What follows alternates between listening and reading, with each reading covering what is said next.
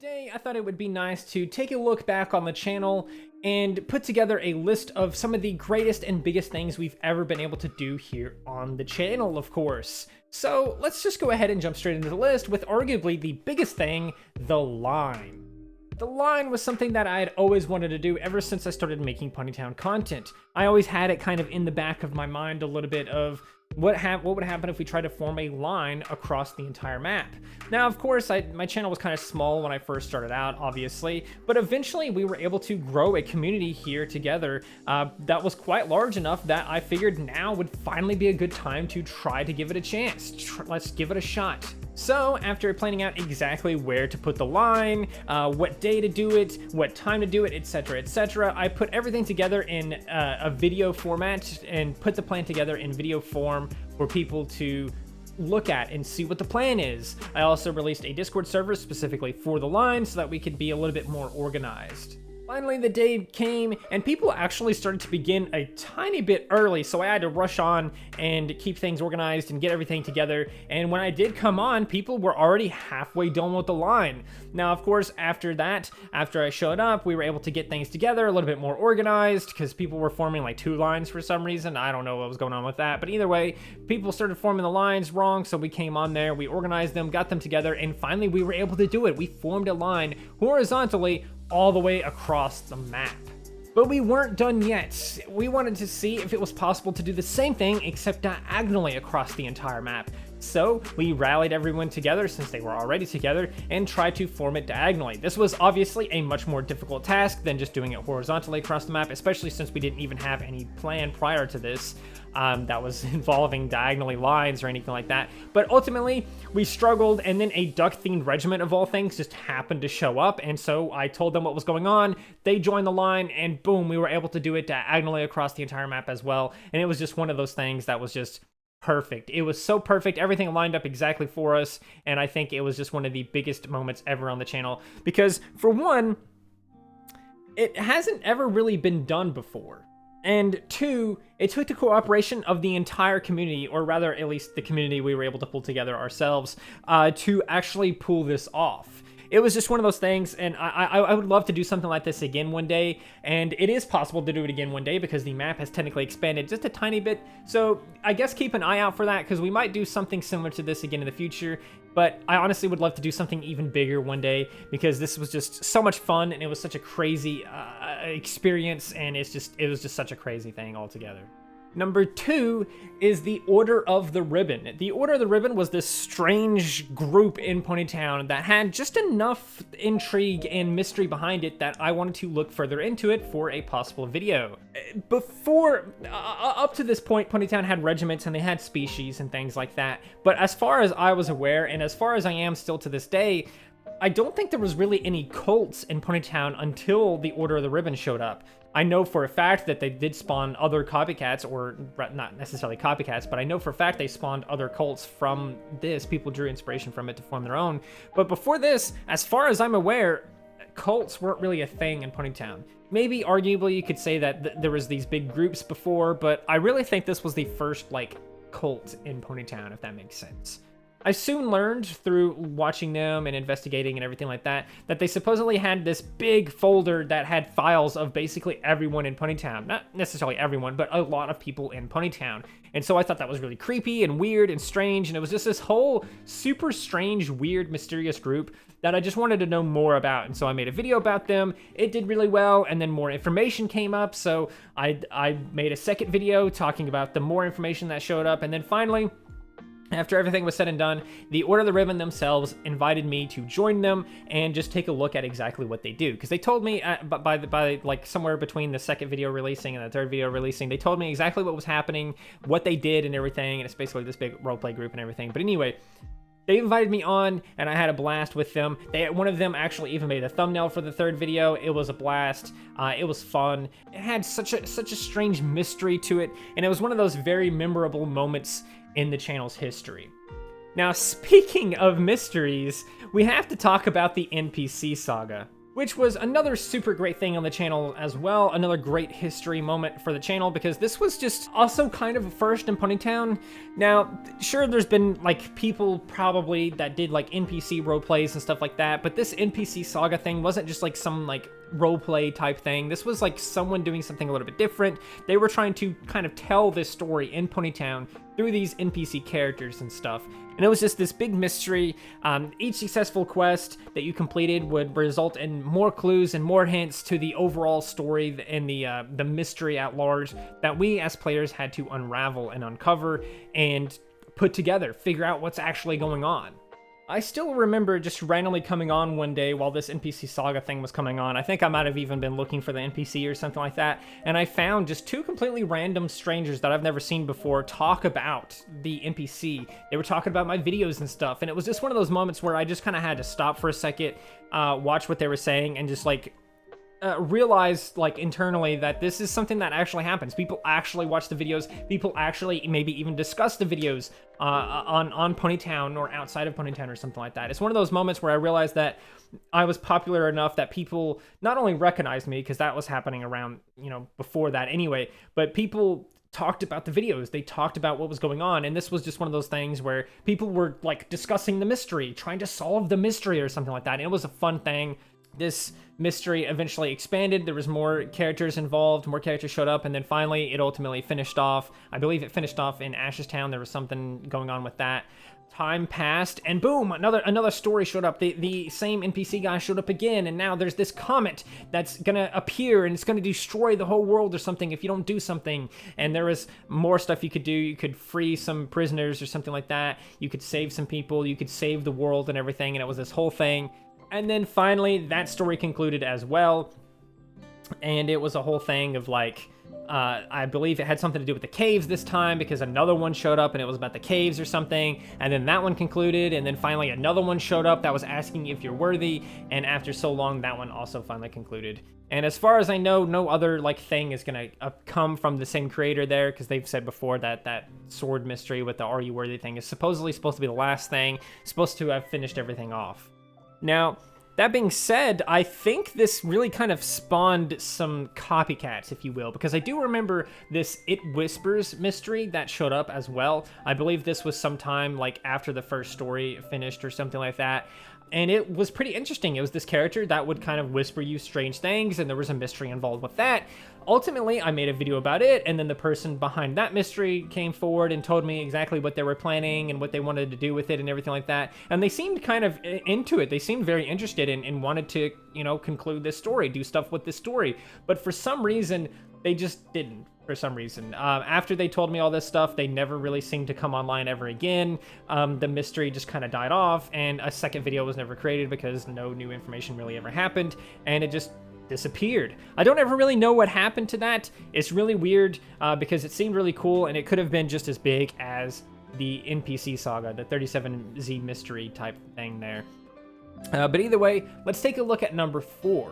Which is the types of Ponytown players. I mean, how could this not be on the list? I mean, this was like basically the video that really started off me making Ponytown videos. It was like one of the very first ones I made, my first real attempt at making Ponytown content, if you will. Until then, there wasn't really much of any Ponytown videos on YouTube, or at least English ones. There was plenty of like Russian ones and stuff like that, and even the English ones, those weren't super big or anything like that by any means. As far as I knew at the time, and as far as I know now, there weren't any other types of Ponytown players videos. I know there's a lot of them now, probably because of my video, but on that video, I decided to do it because there wasn't really any videos on Ponytown. There wasn't very many of them, and this types of Ponytown players thing seemed really fun. It could be a cool way to kind of show the type of people that you'll find in Ponytown if you just so happen to be interested in it and wanted to play it.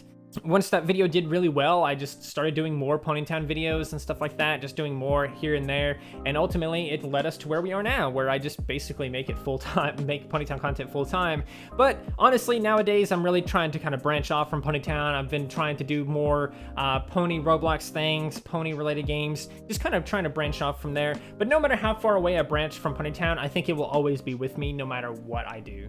Number 5 is the gay pool. Honestly, this list couldn't be complete without the gay pool either, because this is honestly the other arguably biggest thing that my channel has ever done or ever been involved with. The gay pool is honestly, it was just, it's so silly to think about. Even to this day, it's silly to think about how big this thing became, because still to this day, people reference the gay pool, they talk about the gay pool. Some people even mention it or talk about it without ever even knowing who I am, without ever seeing any of the videos about it. It's just one of those things that it's out of my hands now. The community has it. It's just part of ponytown culture at this point, in a way. And it's such a crazy thing, because people, like I said, that don't even know me, have never even talked about it before, they know what it is because they've heard it from other players. It's such a weird thing.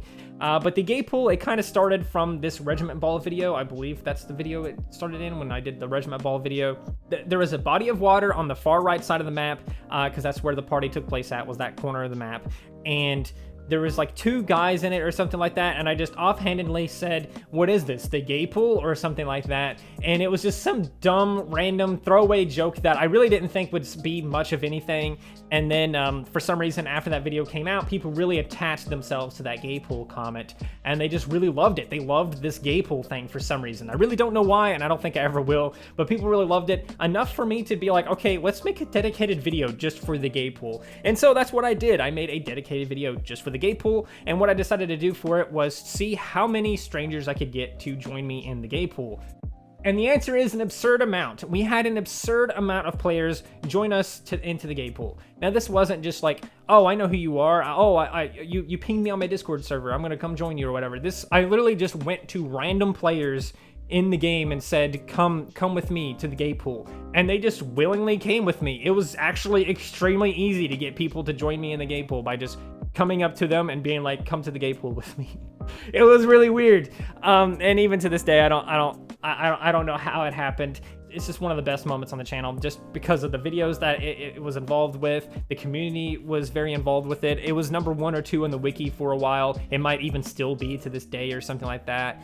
I know Anne, or like one of the artist devs, showed up one day and was like, I approve of the gay pool or something like that, kind of canonizing it a little bit, which honestly, maybe they did, because every time they edit that area where the gay pool originally was, they just move the gay pool rather than destroying it. So that's kind of I mean, I don't know. Is it canon? I don't know. You let me know in the comments. But there is lore to the gay pool, of course, too. It was supposed to be something, and don't quote me on this because I don't exactly remember it off the top of my head, but it was supposed to be something along the lines of, if you're gay and you go in the gay pool, it takes a tiny bit of gay out of you and somehow uses that to generate more gayness that it can then use to make other people gay that just otherwise wouldn't be gay. So if you touch the water, it turns you gay. You can't go in the water, it turns you gay. That's basically it. That's basically the joke. And honestly, as hard as I try, I don't think I'll ever make anything as big as the gay pool ever. I don't think anything I ever do in the future will ever be as big as that. So it definitely has to be on this list. Now, not everything on this list is, of course, ponytown related, because number 6 is the time we hacked Ashtown with the creator. This is, of course, another huge moment for the channel, not because I got access to the drug and drunk effects very early, earlier than other players would have, but it was because it was a blast. This was just one of those things where it was just so hilarious and fun to do. There was also this weird kind of coincidence kind of thing going on too. You see, because the other 2 people that were in the video with me were, of course, Luca and Nightly. Nightly being the main dev of Ashtown. They run that. I think they still run it. I don't actually know anymore, but they used to run it then at the time. And Luca and Nightly had a Gmod server many years ago, or rather Nightly did, and Luca was part of it. And they were friends from that Gmod server. And then eventually that Gmod server shut down, and they kind of just lost connection. They kind of just lost connection somehow. I don't really know what happened. They just didn't really talk anymore. Like, they got separated. Something happened, they lost connection. And somehow, without ever even knowing it, I met both of them separately, and without either of them knowing that I knew the other one up until a certain point. And then once we knew that we all knew each other, I kind of put them back together again, and it was kind of a reunion in that way. And then we kind of talked, and we were like, oh, let's do a video together on Ashtown since you run Ashtown over there. And I don't know what the original video was meant to be. I don't know what our original idea was. I think we were literally just going to go on and just goof off anyway. But Knightley, after a couple of minutes, was just like, hey, how about I just give you access to these drug and drunk effects early, because that's something we're going to do in the game soon. And we're like, heck yeah, let's do it. And so he gave us this thing for us to just put into the game, and then boom, we activate the effects, so to speak. It was just really cool to have them reunite in a way. It was really fun to actually play with the effects and everything. This was just one of those things that was, I know I keep saying it's just one of those things, but it was just so much fun, and it was so hilarious the entire way through. I just kept laughing and laughing. Every single thing we did was hilarious. The effects made everything even more hilarious. Every single part of it, just thinking about any single individual part of it, it makes me laugh or smile, because it was just, every part of it was hilarious and kind of wholesome in a way. Next up is another really old ponytown video. This time, it was one of the first ones that I did, but this time it had to do with the inside of the party house. Before this video, there was no way to customize the party island and no way to customize the inside of the house before this video that I'm about to talk about. Before that, you couldn't do either, and before that, there just wasn't even a party island, but that's a whole nother thing. When they did finally add house customization, I sat down and looked at everything that we had access to, and I realized that I could make a board game in Ponytown. So number 7 here is I made a board game in Ponytown. This was something that I started to realize was very much possible. Of course, we had floor tiles that we could use as spaces on a board. We had dice, which were customizable, which of course is one of the most common things used in board games, which honestly is another weird thing too. If we could pause for a second, why is there a dice command in Ponytown, and why has it always been in Ponytown? I don't know why. It seems really weird to me. I know it's kind of like a role play thing, but a lot of other games just don't have a dice command. I've always thought that Ponytown was kind of unique in that sense of like it has a dice command. I don't normally see that in other things. But anyway, back to it. It had floor tiles for spaces. It had dice for rolling and doing stuff, moving forward on a board, and then of course it had random items that we could use to represent different spaces. Maybe this space makes you lose a turn, maybe this space makes you gain a point, etc., whatever suits your fancy here. This was something that I decided to do. I decided to just sit down and make this board game because I love to do that outside of Ponytown anyway, and I made a board game at Ponytown, played it a bunch with my friends, and it ultimately became this whole thing where it was like, yeah, this is actually pretty good. So I made the video about it, and we continued from there. And ultimately, it kind of led into a physical version that you can now actually get. I'll leave a link for it in the description. But if you go on Game Crafter and search up Greed of the Dragon, it should come up. It is just with this fun thing that you can do in Ponytown, or if you wanted a physical version, of course, you could get it on Game Crafter in the description. Now, this was obviously the first of many board games and mini games that I would create in Ponytown, and so it's on the list for that reason too. Just like the first thing on the list, the line, this was one of the first things I wanted to do in Ponytown as well. Of course, I didn't have a big enough community at the time, but ultimately I did get a big enough one, so I started the series. And the basic premise was this: you're all prisoners on this island, and you have to win these challenges, and ultimately there will be one winner out of everyone that gains their freedom and pardoning of all of their crimes. You start off with 2 teams, and ultimately the teams merge, and etc., etc. It's kind of like Survivor or like Total Drama Island in that way. It was a blast. I've always wanted to do a game show in Ponytown, and that was kind of my way to get a game show into Ponytown. Nothing was ever scripted for Camp Bad Place. Nothing was ever really scripted for it. Maybe save for a couple of things like the intro and stuff like that, but nothing was ever really scripted for that series. So I never really knew what was going to happen per challenge. Like, I didn't know if this person was going to win or if this person was going to win. I didn't know if this person would get voted off, because that was another thing too. Like, at the end, if your team lost, you would vote off one of your teammates and stuff. So I never knew who would get voted off, who would win, who would make it to the end, etc., etc. And it was really fun to see how they approached the challenges, because that was another thing too. Like, it's not scripted. I don't know who's going to win the challenge. The very first challenge was one of my favorite memories too, because it was this whole thing where I told them it was going to be a build challenge where they had to make a really cool boat, and then I threw the twist at them at the last second and was like, actually, I was having you build boats so that you can destroy each other's boats, one item at a time, and that was a whole fun thing. And the way they did it too, they kind of took it more roleplay-esque and was like, I'm going to destroy your shade so you don't have shade anymore and stuff like that. But really, the goal was to sink their boat so that they would drown. But still, that was a blast. We faced we ultimately faced like scheduling issues and stuff like that, and that's kind of why the show kind of didn't get a season 2. It was really difficult even in the first season. We just straight up had episodes where a player or two was missing, or we subbed a player out for someone else.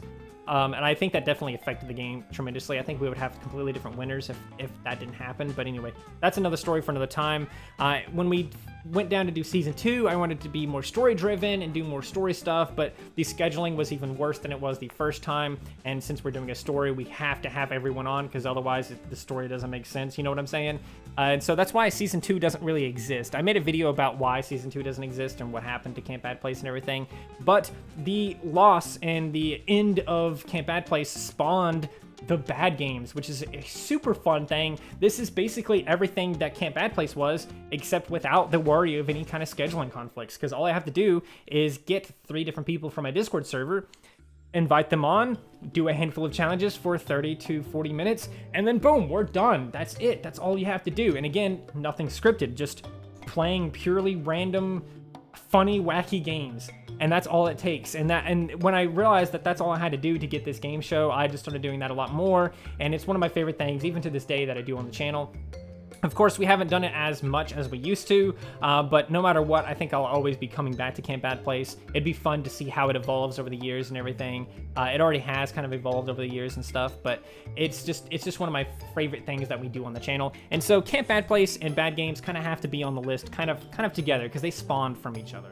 Another game and a game-esque thing here is the Ponytown card game. This was something that I really much enjoyed putting together, playtesting, and I just love making card games and tabletop games. And so it only made sense to combine 2 of my favorite things, which is Ponytown and tabletop games. So I just set out to do that. It was kind of a struggle at first, but then when I sat down to look at the core gameplay mechanics of Ponytown, I was able to come up with some mechanics to use for the actual card game and start going from there. Because when you really boil it down, Ponytown has 4 main components, and that is talking to each other, making friends, and then of course there is building and customizing, and then of course there is groups like regiments and species and all these other things like that, cults, etc. And so when you really boil it down to those 4 mechanics, it didn't take much longer after that to really kind of start putting them into card game mechanics.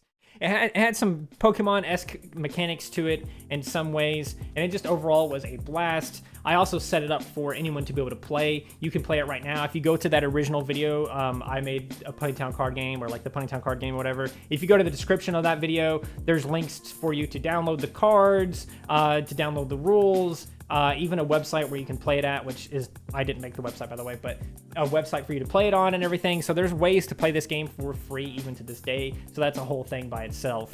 And I would love to kind of just go back to this game eventually, because I have a couple of times since the video came out, and I've changed some mechanics around and stuff like that. But I've always run into the same issue, and that is that the cards have just the cards don't have like art. They're just screenshots of Ponytown essentially. And so I'm limited at what I can do because they're not my assets essentially. And so the idea is ultimately to come through and make artwork for every single card, make new cards, make more cards, etc. Kind of like how I did for Let's Be Wizards, and make it a physical version that you guys can get and play in real life. The last thing on this list is the Ponytown conspiracy videos. This was a 3-part video series that wasn't even originally meant to be 3 parts, by the way. These are on the list purely because of how fun they are. This isn't like one of those great achievements or like the first time this thing happened sort of thing. This is literally just on the list purely because of how fun it was. This is one of the most fun things I ever had doing for a video. It was a blast. This was a ton of fun, from putting the list together, because all I had was a list for these, by the way, too. They were all like, I didn't have a script for those or at all. There was just purely a list, and I just went crazy with the list, and that was a lot of fun. It was all done in one take as well, which was really cool. Sitting out and acting it out, putting the islands together for the craziness at the beginning and end or whatever. playing the crazy guy, playing the crazy part is so much fun. If ever I have the chance again, I'm gonna play the crazy guy, the crazy conspiracy guy, because that is the most fun role ever to play. Maybe next to like a villain. You know, those are the two next like best roles to play. Being the crazy guy was so much fun, and it was just honestly all I can really say is it was just so much fun. It was so much fun. It was so much fun. But it really was. Another thing that made it really fun was the thumbnail kind of evolved over the course of the 3 videos. The first one was like, okay, yeah, conspiracies. The thumbnail looks a little bit cohesive and it's a little bit together. And then the second thumbnail, it's a little bit more crazy. The thumbnail looks a little bit more crazy and deranged. And then finally, the third thumbnail is even crazier, more deranged, more messed up. And not only that, but if in the actual video themselves, the background is a little bit more messed up and stuff like that. So I think ultimately it ended with like Skella in this huge padded room that's like all messed up and everything. It was a blast to make, put together. There was kind of that story going on where the character was getting more and more crazy as time went on, and the thumbnails kind of reflected the decline in sanity there. I think it was the 3rd video in that series, but it destroyed my voice for like a day or something after it was done. I basically couldn't talk for the rest of the day after it was recorded because I went that extra to it. I went above and beyond in the 3rd video that it basically destroyed my voice. It might even show in the video a little bit towards the end, but it killed my voice a little bit, and the video was only like 7 minutes long. So honestly, I don't think I'll ever be able to make anything funnier than those 3 videos, or at least anything as fun as those 3 videos ever again. I've definitely made a lot of videos since then that were fun and funny and hilarious, but I don't think any of them have ever compared to these 3 videos, at least in terms of how I enjoyed them. But there you go. That's my list, I think. I think that's the end of my list there. So let me know in the comments what you think didn't belong on this list, what did belong on this list, and how your list compares to mine. Regardless, thank you so much for 17,000 subscribers, and I hope you enjoyed this video. If you did, please do consider liking, subscribing, sharing, and doing all those wonderful things like that, because when you do wonderful things like that, not only do you get access to wonderful content such as this, but you also get to become wonderful yourself, and I think we all want that. So do those wonderful things, and until next time, stay wonderful.